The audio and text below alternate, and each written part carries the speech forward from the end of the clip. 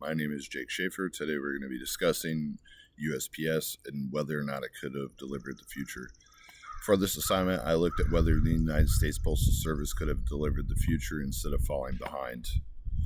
My answer is yes. I believe that USPS had a real opportunity to stay relevant, but it failed to redefine value proposition and communication habits, as well as customer expectations and delivery behavior change. Instead of evolving with the market, USPS stayed too tied to its traditional physical mail, while private competitors and digital platforms moved ahead. I see USPS strategic marketing failure in three areas: brand equity, value proposition, and competitive response. First, USPS allowed its brand equity to weaken. Historically, and the Postal Service stood for trust, reliability, universal access, and secure communication. My apologies. The problem is what people still recognize the brand. USPS did not modernize what the brand meant. Instead of it being seen as an innovative or as essential, it became more associated with bills, junk mail, delays, and older communication systems. Using Keller's customer-based brand equity model, I would argue that USPS kept awareness, but it lost relevance and modern meaning with consumers. Second, USPS failed to redefine its value proposition.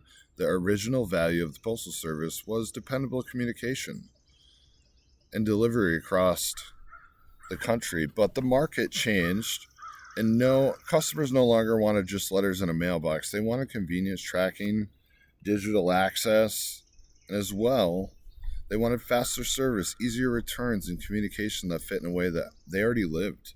USPS kept delivering the same answer after customer questions had changed. Materials that show how serious the decline became: first mail volume had fallen by about 60% in 2006, and USPS had reported a $6.5 billion net loss in 2023. That is a massive loss. In other words, USPS did not just lose mail volume, it lost its ability to even explain why it still mattered, or it was even a discussion in digital first world. Third, USPS failed in competitive response. It did not just miss one of an innovation like P-mail, it failed to respond when the direction of the market was already visible. FedEx and UPS strengthened their positions in shipping and logistics. Gmail and digital platforms captured everyday communication. Amazon e-commerce reshaped customer expectations around speed, convenience, tracking, and returns. Instead of reacting early, USPS stayed too comfortable in the old model and did just not adjust fast enough. They became way too lackadaisical. To explore possible solutions, I used ChatGPT as a brainstorming tool. I asked it for three distinct strategies that USPS could have used beyond P-mail, and how USPS use its public trust and last mile network as an advantage, and what real-world examples show legacy and organizations rebuilding relevance through omni-channeling services or partnerships. The AI gave me several ideas, including hybrid communication, platform logistics, partnerships, and trust-based service expansions. I did not accept those ideas blindly. What I accepted was the idea that USPS should build around its strongest asset: public trust, nationwide reach, and last-mile infrastructure. What I modified was the scope, because some suggestions pushed USPS too far into becoming a generic tech company or a direct Amazon competitor. What I rejected were ideas that basically said USPS should simply build Gmail now. The assignment makes it clear that P-mail is the starting question, not automatically the answer. So I started to treat it as a lesson about missed digital adaptation rather than a blueprint to copy today. From the process, I developed three strategic options. Strategy is a USPS hybrid communication platform. This is a strategy I recommend. USPS would reposition itself as a hybrid communication and delivery brand by connecting physical mail and secure digital notifications, identity verified communications, package and tracking, and customer accounts access in one system. Strategy 2 is a national omni-channeling returns and local service network. USPS could expand as a returns pickup local service hub tied to e-commerce. A good comparator is Amazon partnership with Kohl's. This is something that my wife and I have actually used before, where customers can return their purchase at a physical location, retail location. USPS could compete by doing some similar national scales using a post office, kiosk, or lockers.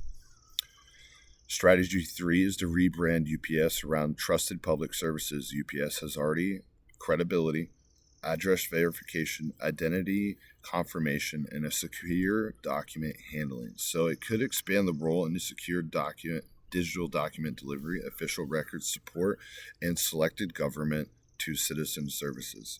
After comparing those three options, I believe the strongest recommendation is strategy 1, the hybrid communication platform. I recommend it because it addresses the original problem. USPS did not just lose package share, it lost relevance in the communication space, period. That means the strongest recovery strategy is the one that redirectly builds up USPS' role as a trusted connector between households, business, government, and digital communications. Two marketing frameworks help explain why this strategy makes most sense. The first is that killer customer base brand equity model. USPS still has something that is a strong name recognized, but awareness alone does not create value. Absolutely not. The real issue is branding meaning. A hybrid communication strategy would help rebuild the brand around security, verification, digital relevance, and easier service access. The second is a job to be done. Customers do not hire USPS simply to deliver envelopes. They hire a service to help send information, receive important documents, verify identity, move packages, and manage communication with less friction. USPS lost ground because it kept defining the job too narrowly as physical mail delivery, while physical customers had already moved to broader communications and convenience needs. This recommendation also connects directly to the P-mail concept. I do not think USPS should try to recreate Gmail 20 years too late. That would just be a waste of funds and resources. But I do think it should learn from the mistakes. The lesson of P-mail is that USPS failed to use trust, access, legitimacy, to evolve when communication was shifting. They just failed plain right to adapt, period. Instead of trying to win a generic email war, USPS should create a more focused hybrid tied to delivery, identity, and official communication. The biggest risk is my recommended strategy is execution, is finding somebody that is willing to actually do this. A hybrid communication platform would require technology investment, leadership alignment, public trust, and starting with the most believable extensions of brand, such as secure delivery, notifications, verified government correspondence, and identity-linked account services. My overall takeaway is that USPS could have delivered more of the future than it did, but it failed to act when the market was shifting. The brand remained well known, but it lost its relevance. The value proposition stayed tied to physical mail locations while customers moved towards digital communication and convenience. After reviewing three strategic options, I believe the strongest path forward is a hybrid communication strategy that reconnects USPS to the communication role in its once owned while also fitting the needs of a digital first customer. So yes, I believe USPS could have delivered more of the future, and I also believe that it still has a path to matter again. But if it wants to do that, it has to stop defending what mail used to be and start building on what mail is now, as well as the fact of the trusted communication that they have and what delivery should look like now. That is the end of my assignment. I do have some notes that I wanted to discuss. My wife actually recently left a job with the post office. She ran a one-man post office due to our location. We're very rural. And I can tell you right now, that post office did not make enough money to even pay my wife. So there's so many of those post offices around the United States that are just losing tremendous amounts of dollars that could be used elsewheres. And there could be solutions provided for that post office that people could go and still get their mail without having to pay for somebody to be there full time. But they're too stuck in the past. And if they really want to move forward, it's going to take somebody who really has the drive and dedication to want to make the difference. And that is going to be the end of my discussion today.